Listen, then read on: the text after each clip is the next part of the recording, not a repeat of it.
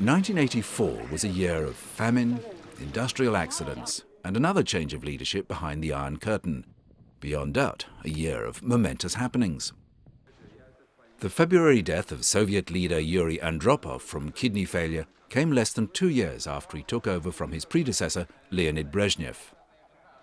The former KGB head, Andropov, left to his successor, Konstantin Chernenko, one or two outstanding matters that needed to be dealt with.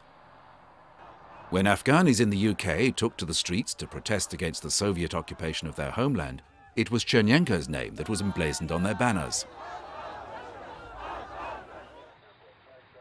In other parts of the UK, the troubles in Afghanistan did not seem as critical as the homegrown issues of Northern Ireland and the terrorism of IRA bombers.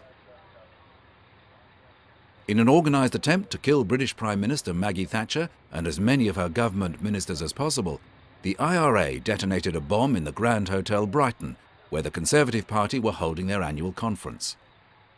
You hear about these atrocities, these bombs. You don't expect them to happen to you. But life must go on, as usual. The blast narrowly missed the PM, but tragically 5 others were killed. Within weeks, Mrs. Thatcher was present at the funeral of another Prime Minister who was not quite so fortunate at the hands of assailants. Indira Gandhi, who had been at the helm of Indian politics on 2 separate occasions, was shot dead by her own Sikh bodyguards in the garden of the Prime Minister's residence in New Delhi.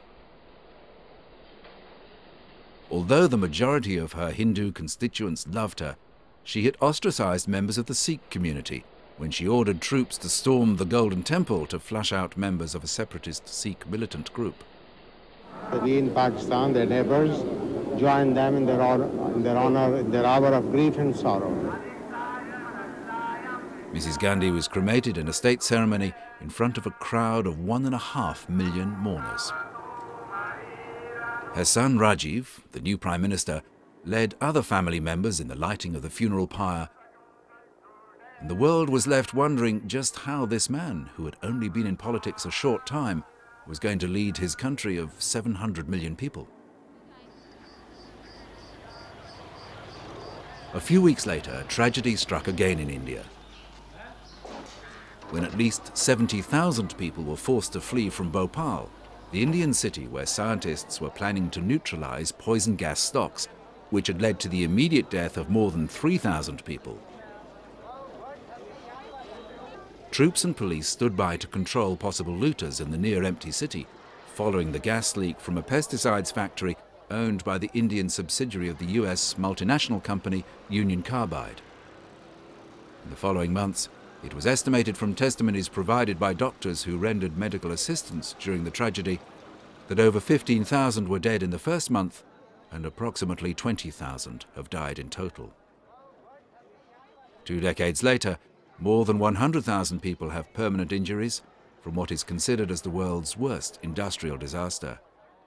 The groundwater around the plant area remains contaminated, and the question of cleaning up the area is still unresolved. One afternoon, raised this money for the Band-Aid Trust to feed people in Ethiopia. In response to another tragedy that was unfolding in Africa, Irish punk rocker Bob Geldof got a few of his mates together to record a Christmas song to help raise some money for the refugees from famine in Ethiopia. When the single was released, it was at the time the fastest-selling song in the UK of all time. We will have to work out exactly what is needed. We'll do that ourselves. We'll consult with all the aid agencies, and we will ensure, in fact, that every penny that people give goes into the mouth of somebody at the other end. As 1984 drew to a close with the promise of better times ahead for some of the world's less fortunate, it was time to reflect that this year had truly been a year of momentous happenings.